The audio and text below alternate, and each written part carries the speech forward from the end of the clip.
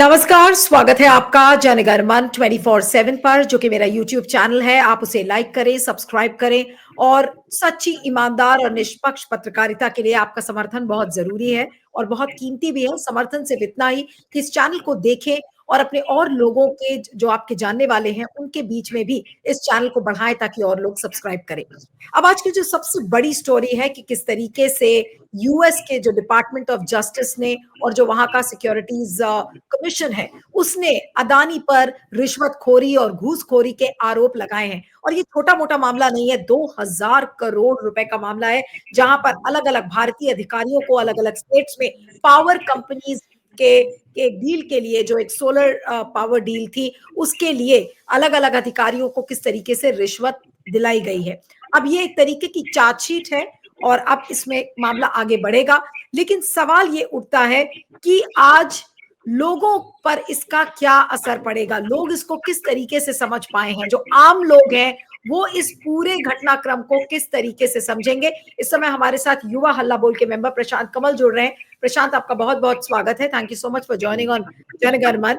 आप इस अदानी प्रकरण को, और जिसे कि यूएस इंडाइटमेंट हम कह रहे हैं गौतम अदानी का, इस पूरे घटनाक्रम को आप कैसे देखते हैं? एक ऐसे व्यक्ति के नाते जो कि युवाओं से जुड़ा हुआ है, युवाओं के इश्यूज से जुड़ा हुआ है, आपके लिए ये घटना के क्या मायने हैं? जी। जी देखिए, एक तो जो पिछले 4 साल से हम लोग ये लगातार कह रहे हैं कि देश में मोदी की सरकार नहीं, मोडानी की सरकार है। और जैसे थ्री इडियट्स में आपने सुना होगा ना कि शब्द हमारे हैं, बोल हमारे हैं, लेकिन शब्द किसी और के हैं। उसी तरह से इस मोडानी सरकार में आगे मुखड़ा भरे मोदी जी का हो, लेकिन जो सारी पॉलिसीज हैं वो अडानी जी के हिसाब से बनती हैं। ये एकदम साफ हो चला है। देखिए, ऑस्ट्रेलिया में ये बात हुई। ऑस्ट्रेलिया के माइनिंग में भ्रष्टाचार का मामला आया। उसके बाद अमेरिका में ये ताजा मामला आया है और इससे पहले हिंडनबर्ग का एक रिपोर्ट आया था जिसमें बहुत ही गंभीर चार्ज लगाए गए थे। और इन सब को देखते हुए कुछ सवाल हैं जो पूछे जाने चाहिए सरकार से कि जब ऑस्ट्रेलिया के गवर्नमेंट को ये दिख रहा है, अमेरिका के गवर्नमेंट को दिख रहा है, तो भारत में जो सीबीआई है और सेबी है, उसको ये क्यों नहीं दिख रहा? एक ये तो पहला सवाल है। दूसरा सवाल है कि अगर अगर भाजपा, मोदी जी और जो सेबी के चेयरमैन माधवी बुच हैं, उनके बीच अगर नेक्सस नहीं है, तो ऐसी क्या चीज है जो माधवी बुच को अपने पद से नहीं हटा रहे? तीसरा सवाल सबसे इंपॉर्टेंट ये, उसके बाद तीसरा सवाल ये आता है कि बार-बार ये कहा जाता है कि भाई इसका ये तो वो तो एक स्वतंत्र जो है व्यवसायी हैं, उनका सरकार से क्या लेना देना है? तो सवाल है कि जब-जब भी ऐसा सवाल उठता है, तो उसके बचाव में अडानी के स्टेटमेंट से पहले भाजपाई क्यों उतर जाते? ये सब हमारे पास सवाल है जिसको सोचने की जरूरत है। अब जहां तक आप कह रही हैं कि भाई इसके आम आदमी के जीवन से क्या प्रभाव पड़ता है, तो देखिए, जो 2020 के मार्च 2020 में अडानी के शेयर का कीमत 130 रुपए था। मार्च 2020 में जिस शेयर का कीमत 120 रुपए था, 2022 के नवंबर में उसी शेयर का दाम 4000 हो गया। जब पूरी दुनिया कोरोना से त्रस्त थी, जब पूरी दुनिया में रिसेशन जैसा माहौल बना हुआ था, जब पूरी दुनिया के व्यापारी व्यवसायी जो है वो उनकी ग्रोथ कम हो रही थी, उसी समय अडानी जी का 130 से लेकर के 4000 रुपए का शेयर हो गया। ये शेयर कैसे हुआ? ये शेयर कोई नॉर्मल ग्रोथ नहीं था। इस शेयर के कीमत में के बढ़ने के पीछे उनकी खुद की शेल कंपनी थी। ये बात एकदम उस रिपोर्ट में बहुत गंभीरता से बताया गया है कि जो है विनोद अडानी जी के 38 शेल कंपनियों द्वारा अडानी एंटरप्राइजेज के में पैसे लगाए गए, जिससे दाम बढ़ा और फिर आम निवेशकों ने उसमें बढ़ते हुए दाम को देख करके पैसा डाला। जैसे मान लीजिए, अगर आज आपको लगे कि कोई कंपनी का दाम तेजी से बढ़ रहा है, आप हजारों के संख्या में, लाखों की संख्या में निवेशक उसमें पैसा लगा देंगे। लेकिन अगर बाद में पता चले कि वह वो उसका स्वाभाविक गति नहीं था, उसमें उन्होंने खुद ही अपने ही शेयर अपने खुद दूसरी कंपनी के मदद से खरीद लिया, अपनी शेल कंपनी की मदद से खरीद लिया। तो क्या हुआ, जब ये रिपोर्ट आई तो जो है मार्केट गिरा और लाखों निवेशकों के पैसे डूब गए। तो एक आर्टिफिशियल डिमांड पैदा करके इन्होंने खुद से अपने शेयर के दाम बढ़ाए थे। तो ये एक तो इस तरह से जो है सीधे आम लोगों से जुड़े हुए। दूसरी बात इसमें यह है कि ऐसा नहीं है कि अडानी के कंपनी में सिर्फ आम निवेशक पैसा लगा रहे थे और जो उनकी शेल कंपनियां लगा रही थी। इसके अलावे एसबीआई और एलआईसी जैसी सरकारी कंपनियां, जैसे एलआईसी ने 74,000 करोड़ रुपए अडानी के 74,000 करोड़ रुपए का शेयर खरीद रखा था। तो जो एलआईसी ने 74,000 करोड़ का शेयर खरीदा, वो किसका पैसा था? वो आम लोगों का पैसा था, हमारा और आपका पैसा था। एसबीआई ने जो हजारों करोड़ रुपए का शेयर खरीदा हुआ है, मैं उसकी बात नहीं कर रहा हूं जो लोन दिया हुआ है, लोन एक अलग चीज है, शेयर में जो इन्वेस्ट किया हुआ है वो एसबीआई का पैसा है।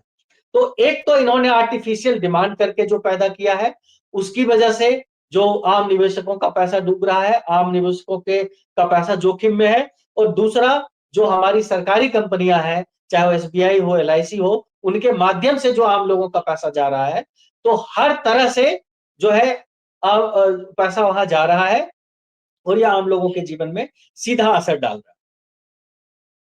लेकिन आप बात करते हैं बीजेपी के एटीट्यूड की। आज जो बीजेपी प्रेस कॉन्फ्रेंस कर रही है उसमें बार बार ये बोला जा रहा है कि देखिए अदानी के ऊपर अटैक है, यानी कि आप एक इतने बड़े पूंजीपति के ऊपर अटैक कर रहे हैं, ये तो भारत के स्टॉक मार्केट पर अटैक है, शेयर मार्केट पर अटैक है। He is a wealth creator, इतने बड़े वेल्थ क्रिएटर को आप अटैक कर रहे हैं, इसका मतलब आप भारत पर अटैक कर रहे हैं।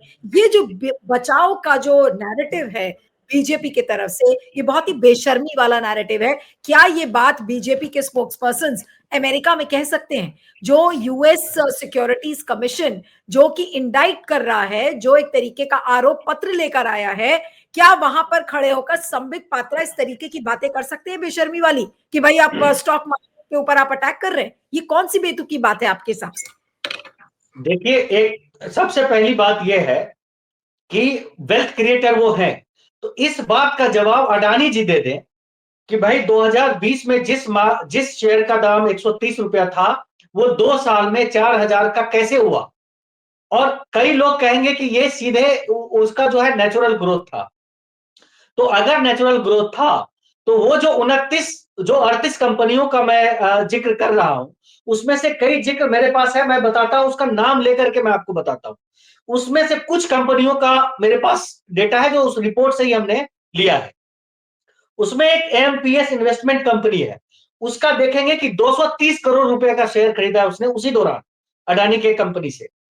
मान लीजिए कोई स्वतंत्र कंपनी अगर वो होता, तो उसने टोटल 230 करोड़ के अगर शेयर खरीदे हैं, तो उसमें से 99.9%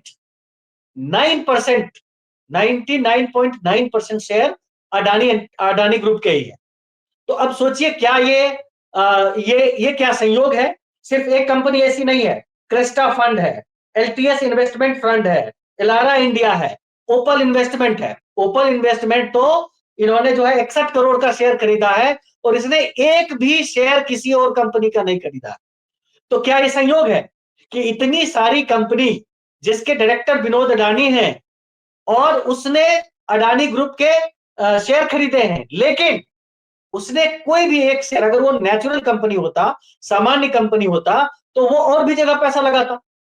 लेकिन एक कंपनी है जिसके मालिक विनोद अडानी है, वो अडानी ग्रुप का ही पैसा शेयर खरीद रहे हैं और उसी समय शेयर का दाम बढ़ रहा है और आम लोग भी जो है अंधाधुंध बढ़ते हुए देख करके आम लोग भी उसमें से शेयर खरीद रहे हैं।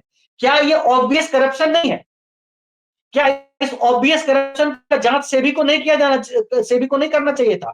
सेबी ने उस समय जो जांच किया, उसने ये लिखा है, उसमें उसने उसने बताया सेबी ने कि हम किसी लॉजिकल कंक्लूजन पर नहीं आ रहे। तो भाई, ये तो गजब ही है कि पूरी दुनिया के लोगों को जो है भ्रष्टाचार दिख रहा है, पूरे दुनिया के लोग इस पे शक कर रहे हैं, जांच कर रहे हैं, लेकिन आपको कुछ भी नहीं दिख रहा। इतना ऑब्वियस करप्शन जो है वो आपको नहीं दिख रहा है। तो इसका मतलब क्या है?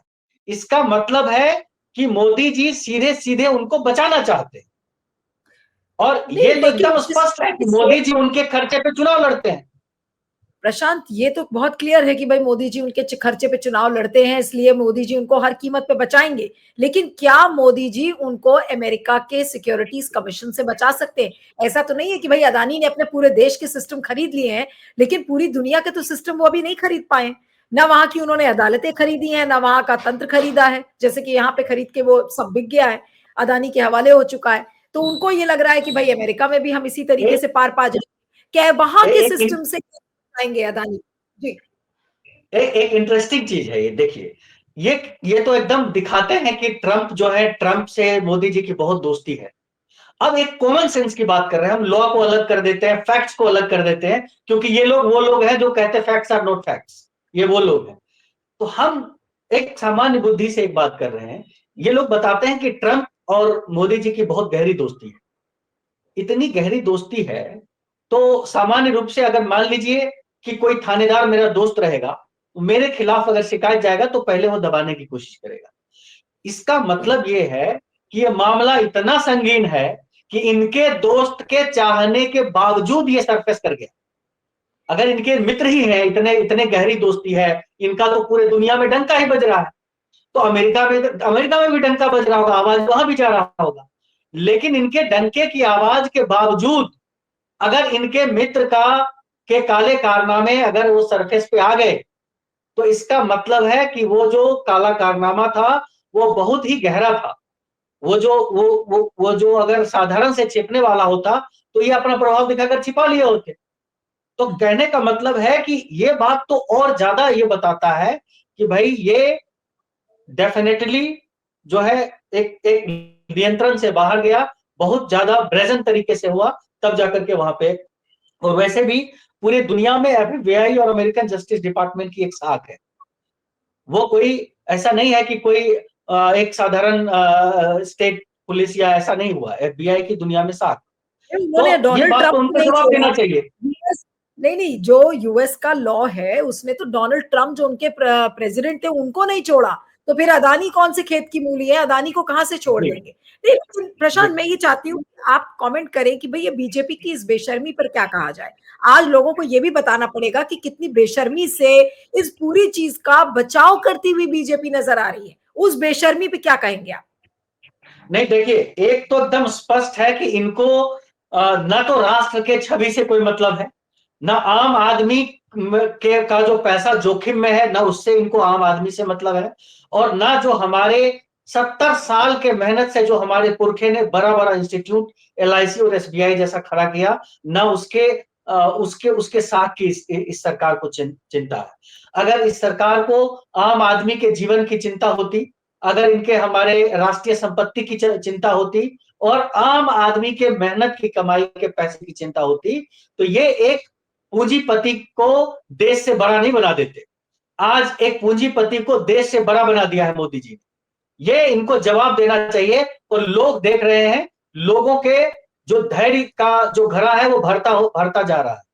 आखिर कौन नहीं जान रहा है कि चाहे सिर्फ ये हिंडनबर्ग रिपोर्ट और अमेरिका के एफआईआर और ऑस्ट्रेलिया की बात नहीं है, जिस जिस देश में मोदी जी गए हैं वो ठेका दिलवाने के लिए ही गए, और हर जगह पर विवाद हुआ, हर जगह पर जो है अंतरराष्ट्रीय पटल पर भाजपा और मोदी जी के कुकर्मों की वजह से जो है छिछालेदर हुआ इस देश का।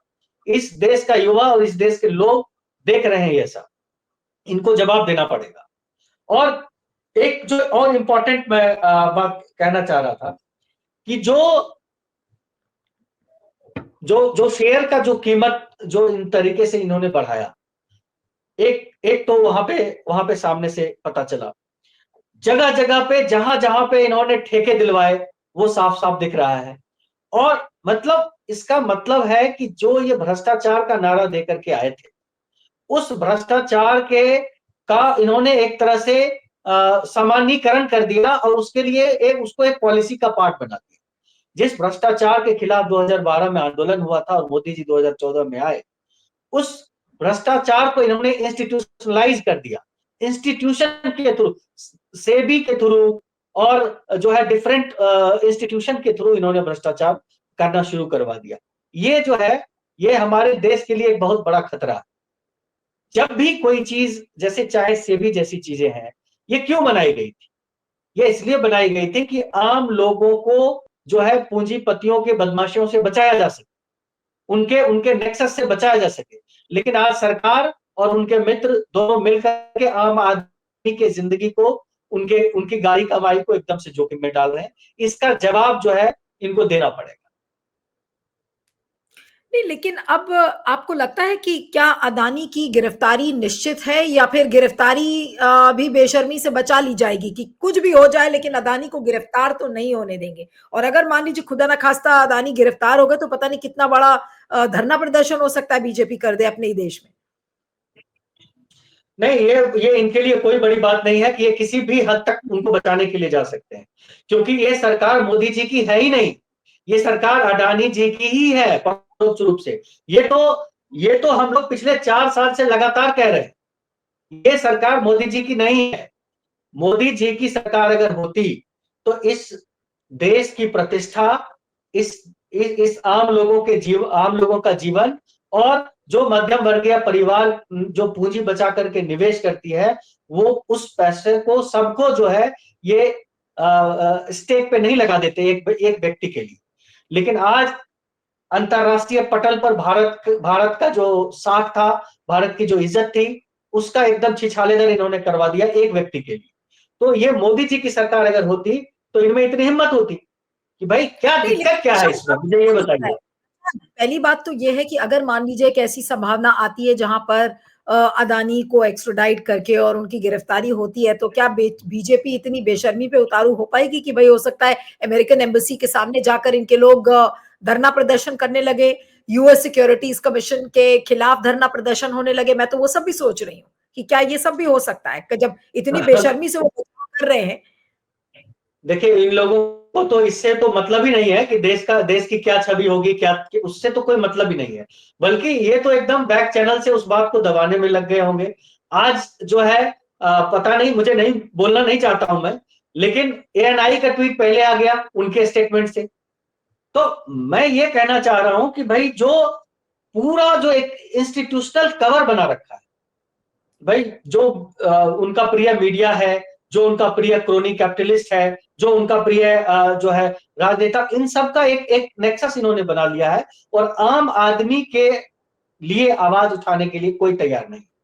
तो कहने का मतलब ये है कि ये किसी भी एक्सटेंट तक जा सकते हैं, लेकिन ये अब बात लोगों को धीरे धीरे समझ आने लग गई है कि भाई ये एक पूंजीपति को बचाने की का सारा कोशिश है, और उस पूंजीपति से चंदा लेकर के चुनाव लड़ने का इनका एक चक्र है कि भाई उनको धंधा दो, उनसे चंदा लो, मतलब चंदा लेकर के धंधा देने का ये पूरा इनका एक साइकिल इन्होंने बना रखा है, और उसी साइकिल की मदद से ये बार बार चुनाव जीत रहे हैं।